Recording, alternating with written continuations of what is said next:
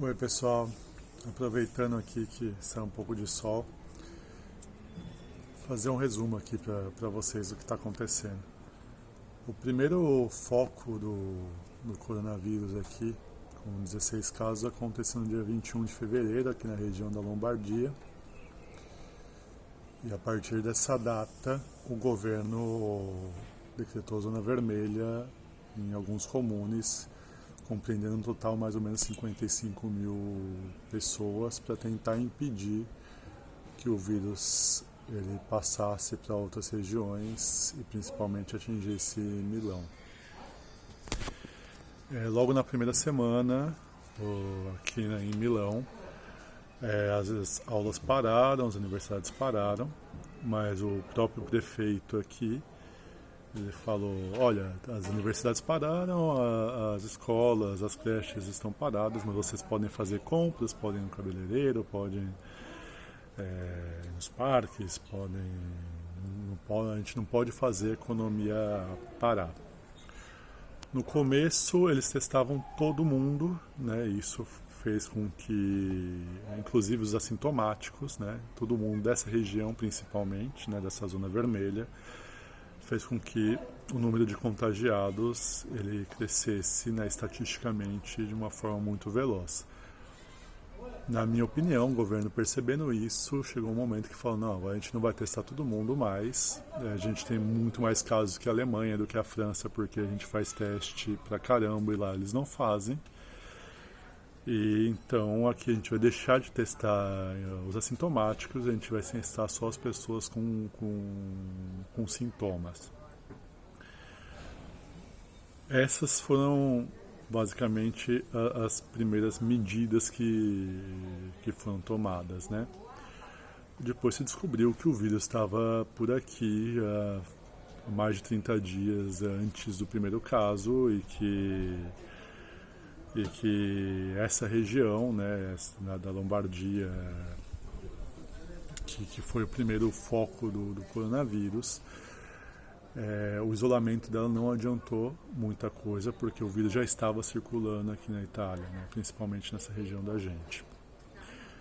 Bom, hoje é 17 de março, um mês praticamente da descoberta desse primeiro foco, né, da interdição dessa primeira zona.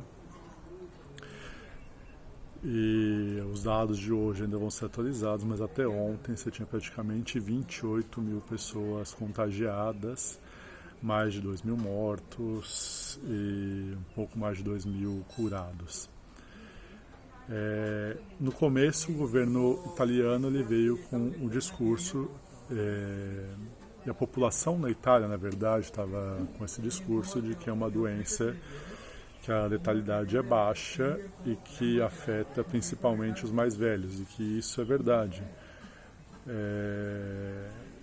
A pessoa mais jovem que morreu estava na faixa dos 40 anos, praticamente. Mas, por outro lado, isso não quer dizer que as pessoas mais jovens não fiquem internadas e não tenham necessidade de utilizar a UTI, por exemplo.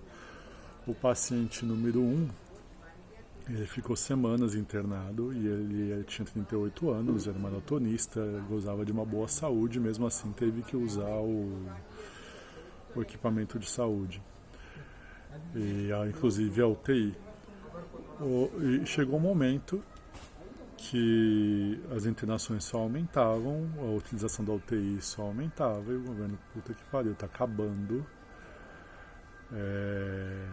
os leitos de UTI, e daqui a pouco vai virar o caos.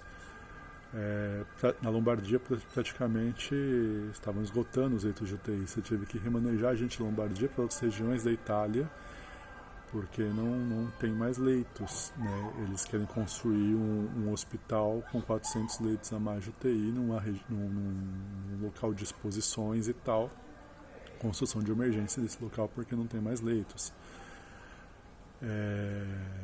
Uma semana atrás, mais ou menos, a Associação Médica divulgou já o procedimento para você priorizar as pessoas mais novas e as pessoas que não têm problemas de saúde. Em caso de necessidade de UTI, faltando vagas, vão deixar as pessoas morrer E daí é uma informação que chega, eu não tenho uma confirmação, por isso que eu não posso falar se é verdade ou não. Eu tenho que tomar bastante cuidado para afirmar alguma coisa assim, mas algumas informações chegam de que já está acontecendo esse tipo de coisa, a escolha de pessoas na prática para morrer, né? E das pessoas que devem ser cuidadas, das pessoas que devem ser deixadas para morrer, porque não tem lugar para todo mundo nos hospitais. Em Bérgamo falta lugar para você enterrar os cadáveres, por exemplo. É uma situação maluca, Então o governo, no começo, ele estava com um discurso mais tranquilo, no sentido de, vamos tomar cuidado, mas a gente fecha as escolas, mas o resto funciona. E depois, com esse caos na saúde pública, a falta de leitos e a possibilidade de uma morte em massa das pessoas mais velhas, o governo resolveu tomar medidas mais drásticas e impedir a circulação das pessoas. No princípio, assim, na Lombardia e em outras províncias, não na Itália inteira, houve uma fuga em massa dessa região para a região sul, aumentando a possibilidade de contaminação de províncias onde o coronavírus não era tão difundido ainda. Então o governo resolveu estender as medidas para o país inteiro, né? Então hoje a gente, para sair, precisa ter um documento falando o que a gente vai fazer, né? É permitido, se a gente for fazer compras no mercado, ou trabalhar, ou ir na farmácia, por exemplo, é permitido que a gente saia. Se a gente não tem justificativa, a gente é denunciado, né? Tem que pagar uma multa. Uma pessoa que tem coronavírus e que está em isolamento domiciliar e resolve sair, ela pode ser indiciada, pode ser presa, depois de tudo isso passar. Então a situação, o Estado está interferindo bastante, né, na vida das pessoas, uma situação de calamidade pública, né? No começo o governo falava, não precisa usar máscara, só para quem está nas unidades médicas e tal. Eu não sou médico, eu não sou especialista em epidemias, então não posso afirmar se é certo ou não usar máscara uma pessoa normal, mas o fato é que a recomendação agora é que todos usem máscaras aqui, e no começo não era, né? Isso é um outro ponto. A situação tá bem difícil, tá bem grave por aqui, não tá fácil. E quando iniciou toda essa história, eu estava no Brasil, né? E quando eu saí daqui da Itália, eu tive que resolver uns problemas particulares no Brasil. Não tinha ainda o primeiro foco, na verdade. O primeiro caso já tinha, mas o primeiro foco da epidemia, né? Mas com 10 dias no Brasil, eu tive febre, tive alguns sintomas e fui no Hospital das Clínicas de Ribeirão Preto para ver o que podia ser, né? Para tirar dúvida se podia ser ou não o coronavírus. O fato é que não deixaram nem eu entrar no hospital, o médico me atendeu na catraca e falou, não é coronavírus não, você não está tossindo, então não é. E me mandou para a UPA da cidade, né, que é o procedimento normal do SUS, mas num caso de uma possível contaminação com coronavírus, eles deveriam ter me atendido no Hospital das Clínicas e não me atenderam. Chegando na UPA, o discurso foi o mesmo, que não era nada e que não tinha tosse, então não era coronavírus, né? Isso hoje, um monte de paciente, além de assintomático, um monte de paciente não desenvolve todos os sintomas. Me fizeram um exame de sangue onde detectaram uma infecção e me deram um antibiótico para ver se o antibiótico reagia, o meu organismo reagia ao antibiótico para poder descartar o coronavírus, porque não tinha um exame específico. E me liberaram logo depois de realizar um segundo exame de sangue. Enfim, provavelmente não era de verdade o coronavírus, mas Eu imagino quando a doença, a epidemia começar a se disseminar no Brasil, e sem a realização de exames numa escala grande, maciça, como aconteceu, por exemplo, na Coreia do Sul, e com um monte de pessoas assintomáticas ou com sintomas leves, que as pessoas falam que não é coronavírus por causa dos sintomas leves, como aconteceu com o aluno da geografia da USP, que foi dispensado no primeiro dia do hospital, porque os sintomas dele eram leves. Ele foi para a aula, conversou com as pessoas e depois no segundo dia descobriram que ele tinha coronavírus. Eu imagino como isso pode acontecer, como isso pode impactar na vida das pessoas aí no Brasil, né? Eu estava lendo uma notícia hoje que no Rio de Janeiro você não tem leito de UTI, está tudo ocupado. É complicado. Se a doença começar a se disseminar aí, vai ser um verdadeiro caos. Muita morte, e principalmente os mais velhos da população que tem problemas de saúde pré-existentes. É complicado, talvez seja. Isso é uma questão de opinião, uma discussão que está tendo por aqui, que alguns países estão optando politicamente por tratar os contagiados e não prevenir o contágio, como uma forma de eliminar uma parte da população que é improdutiva e traz gastos para o Estado.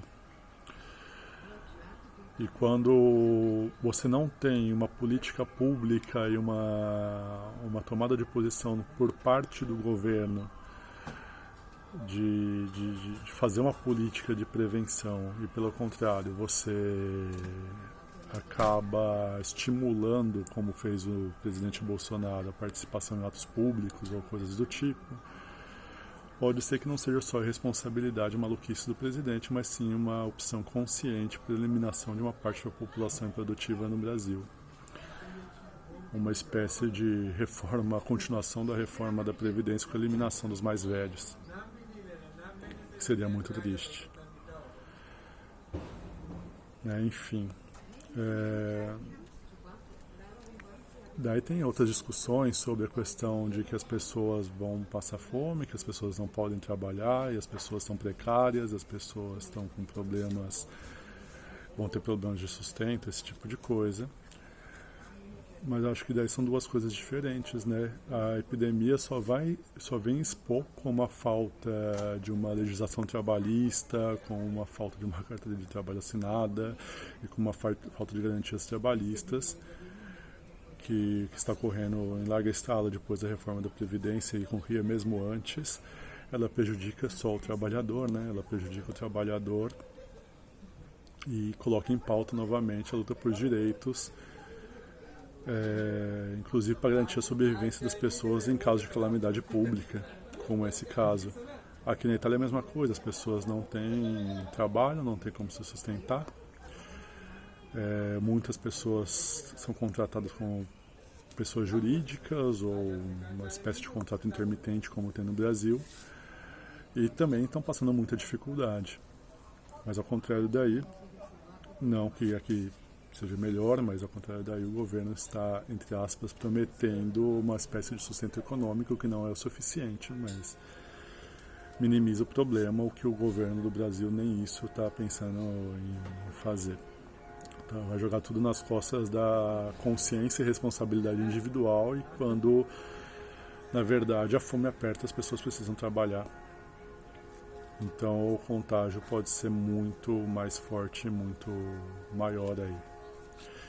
Enfim, aqui já está o caos, aqui já está essa situação de que a gente é obrigado a ficar preso e para tomar sol só no corredor da casa quando sai, porque na rua a gente não pode praticamente sair.